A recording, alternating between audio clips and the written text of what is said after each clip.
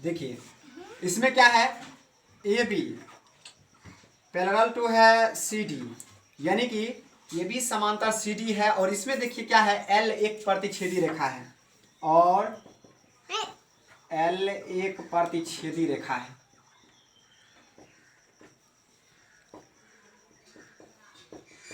अब प्रतिच्छेदी रेखा है, इसमें ध्यान देना है कि अगर समांतर रेखा है तो समांतर रेखा में सबसे पहले जानिए इस प्रतिच्छेदी रेखा के साथ जो है समांतर रेखा कौन कौन सा कोण बनाता है, और कोण के बाद हम पहचानना भी सीखेंगे कौन सा कोण को किस तरह से पहचानेंगे। अब देखिए इसमें सबसे पहले नाम रख लेते हैं आसानी के लिए। यहाँ पर प्रतिच्छेद बिंदु है तो P और यहाँ पर Q नाम रखते हैं, 1 2 3 4 रख लेते हैं, ये सब नाम रख दिए हैं। और यहाँ देखिए 5 6 7 8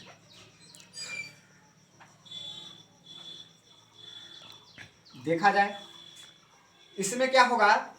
सबसे पहले ध्यान दीजिए तो इसमें सम्मुख कोण पहचानिए, अभी तुरंत सम्मुख कोण बताए थे, आमने सामने का कोण। जहां पर दो रेखा परस्पर प्रतिच्छेद होगा तो वहां सम्मुख कोण निश्चित बनता है, और सिर्फ समपाती नहीं होना चाहिए। अगर समपाती होगा तो वहां पर जो है आपको रेखीय युग्म अभिगृहित नियम लागू होता है, लेकिन यहाँ पर संरेख नहीं है, ऐसे है और फिर प्रतिच्छेदी रेखा ऐसे है। अब देखिए समपाती का अर्थ होता है जब एक दूसरे को ढक देता है तो उसको पूरी तरह समपाती बोलते हैं। अब देखिए यहाँ देखिए सम्मुख कोण, 1 का सम्मुख 3 या 3 का सम्मुख 1, 4 का सम्मुख 2 और 2 का सम्मुख 4, यानी इसको शीर्षाभिमुख कोण कहिएगा। 5 का सम्मुख 7 या 7 का 5, 6 का सम्मुख 8 और 8 का सम्मुख 6। अब देखिए इसमें क्या होगा, ये तो हो गया शीर्षाभिमुख कोण।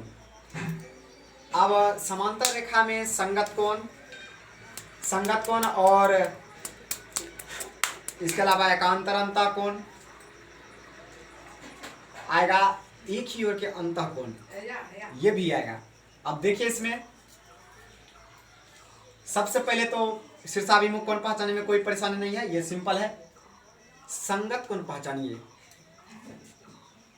संगत कोण देखिए, अगर समांतर रेखा दिया रहेगा तो संगत कोण पहचानने के लिए देखिए पता है संलग्न कोण भी बताए थे। 1 का संलग्न 4 है, जबकि 4 का संलग्न 1 है और ये 3 है। 1 का संलग्न 2 भी है, 2 का संलग्न 1 है, 2 का संलग्न 3 भी है। लेकिन यहाँ देखिए संलग्न के बाद संगत कोण पहचानना है तो 1 का संलग्न 4 हो जाएगा, लेकिन 1 का संगत जो होगा आपको 5 हो जाएगा। एंगल 1 का संगत 5, तो एंगल 1 का हो जाएगा एंगल 5। इसी तरह से एंगल 4 का क्या हो जाएगा, एंगल 8 हो जाएगा। देखिए संगत कोण है। फिर इधर से देखिए प्रतिच्छेदी रेखा की इधर हुआ, प्रतिच्छेदी रेखा की इस तरफ देखिए 2 का संगत 6, एंगल 2 का एंगल 6 और एंगल 3 का हो जाएगा, एंगल 3 का हो जाएगा एंगल 7। ये रहा आपको संगत कोण। एकांतर कोण 2 तरह का बनता है इसमें, एक एकांतर अंतः कोण और एकांतर बाह्य कोण। एकांतर अंतः कोण में देखिए क्या होता है कि एकांतर पहले अंतः कोण, एकांतर अंतः कोण का अर्थ समझिए। एकांतर अंतः कोण क्या होगा, आपको 2 समांतर रेखाओं के बीच में ही बनेगा। 2 समांतर रेखा के अंतः भाग में बने कोण को एकांतर अंतः कोण, एकांतर मतलब एक भाग का अंतर होना चाहिए, तो उसी को एकांतर अंतर, यानी 2 समांतर रेखाओं के आंतरिक भाग में एक दूसरे के जो है आंतरित करने वाली या एक दूसरे के विपरीत भाग वाले बने कोण को एकांतर अंतः कोण कहते हैं। विपरीत भाग करने का अर्थ हुआ, अगर ये लेफ्ट साइड बन रहा है, राइट साइड बन रहा है तो लेफ्ट साइड बनेगा दूसरा का एकांतर। जैसे 4 का एकांतर इसमें हो जाएगा 6 और 3 का 5। देखिए एक भाग का अंतर निश्चित है, जो विपरीत हम कर रहे थे। यहाँ जो होगा आपको एकांतर अंतः कोण, इसमें क्या होगा, एकांतर अंतः मतलब दोनों समांतर रेखाओं के मध्य में या उसके ठीक अंतः भाग में, तो एकांतर अंतः कोण, एकांतर अंतः कोण सबका परिभाषा भी होता है, एकांतर कोण का, संगत कोण का, सबका पीडीएफ उपलब्ध होगा।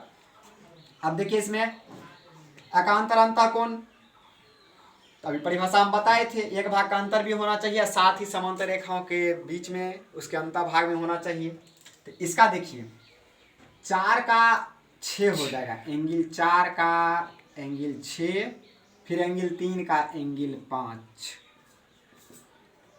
ये जरूरी नहीं है कि पहले 4 ही लिखेंगे, अपना मन है पहले 6 भी लिख सकते हैं, 6 का अंतर इतना। अब देखिए बाह्य एकांतर, बाह्य एकांतर में क्या देखेंगे, बाह्य एकांतर में आपको देखना है कि इसमें जो है आपको बाह्य एकांतर में 1 का 7 भी ले सकते हैं और 2 का, यहाँ जो है 2 का 8 हो जाएगा बाह्य एकांतर। अगर बाह्य एकांतर लीजिएगा, बाह्य एकांतर कोण, देखिए बाह्य एकांतर में 1 का 7, एंगल 1 का 7 तथा एंगल 2 का 8, समझ में आ गया। अब इसमें देखिए संगत कोण, एकांतर अंतः कोण, बाह्य एकांतर कोण, 2 तरह का एकांतर कोण। अब देखिए इसमें शीर्षाभिमुख कोण या सम्मुख कोण, 1 का 3 ये नहीं लिखेंगे क्योंकि ये सिंपल है, पिछले हिसाब में बताए थे। 1 का 3, 2 का 4, फिर 5 का 7, 6 का 8, इस तरह से समांतर रेखा का ये जो हो गया आपको समांतर रेखा में बनने वाले कोण का नामकरण अभी हम लोग सीख रहे हैं। शर्त होता है समांतर रेखा का, शर्त में प्रूव भी करेंगे। अब देखिए शर्त क्या है समांतर रेखा का शर्त, condition for parallel, condition for parallel line, ये जो है समांतर रेखा का शर्त या स्थिति कह सकते हैं। आप देखिए शर्त में क्या है, सबसे पहला शर्त जानना है। समांतर रेखा का शर्त होता है कि संगत कोण बराबर होते हैं, समांतर रेखा के द्वारा जो बनाया गया संगत कोण होगा वो बराबर होगा, संगत कोण समान होते हैं,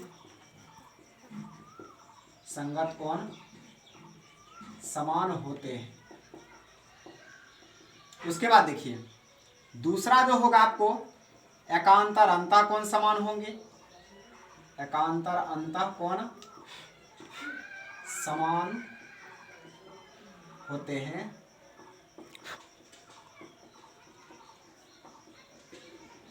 उसके बाद तीसरा में होता है एक ही ओर के अंतः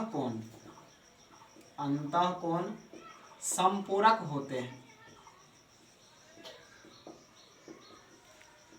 थोड़ा इसको जान लीजिए, पहले तो समझिए ये जो है ये तो संगत अंतः जान ही गए, अंतः कोण भी वही है, सिर्फ याद रखना है एक ही ओर कहने का अर्थ हुआ कि प्रतिच्छेदी रेखा के एक ही ओर, अंतः तो बता ही थे, अंतः का अर्थ हुआ कि दोनों समांतर रेखा के आंतरिक भाग में होना चाहिए, अंदर दोनों के बीच में होना चाहिए, तो उसको अंतः बोलेंगे।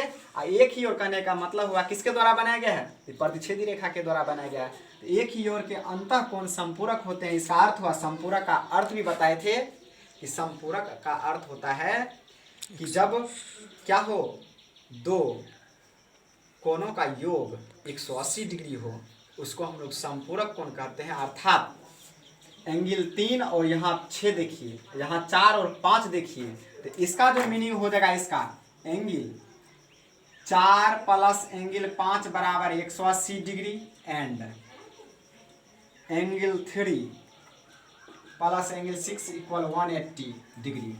अब यहाँ जो है आपको एक ही ओर के अंतः कोण संपूरक का अर्थ हुआ, एक ही ओर का अंतः कोण लीजिए, तिर्यक रेखा की एक ही ओर, तो तिर्यक रेखा यानी कि प्रतिच्छेदी रेखा ये है, तो इसके एक ही ओर, अंतः मतलब दोनों समांतर रेखा के बीच, तो 3 प्लस 6 180 डिग्री और 4 प्लस 5 या 5 प्लस 4 बराबर 180 डिग्री। 180 डिग्री को पूरा करने वाले कोण को संपूरक कोण कहते हैं। और जब एक ही ओर के अंतः का बात हो तो तिर्यक रेखा के एक ही ओर देखना है और समांतर रेखा के मध्य में देखना है। तो इस तरह से ये था समांतर रेखा का गुण। आज हम लोग इस क्लास में यही जानेंगे, अगले क्लास में हम लोग थोड़ा सा थ्योरम देख लेंगे या फिर एक्सरसाइज होगा तो एक्सरसाइज ही। आगे बढ़ाएंगे। थ्योरम में थोड़ा टाइम लगता है, इसीलिए हम लोग इसको क्या करेंगे, यहीं पर छोड़ते हैं। जितना भी है ये शर्त भी पूरा साबित होता है। जैसे संगत कौन समान होते थे, कैसे समान होता है, कहाँ से समान होता है, ये सब जो है हम लोग थ्योरम के माध्यम से प्रूव करते हैं। हालांकि इसमें थोड़ा टाइम लगता है, कोई थ्योरम बड़ा होता है, कोई छोटा भी होता है, तो इसमें जो है फिगर के साथ इसका सत्यापन भी होता है। तो आज का क्लास यहीं पर समाप्त होता है। अगली क्लास में हम लोग फिर पार्ट 4 में देखेंगे तो किस तरह से आगे हम लोग ज्यामिति का काम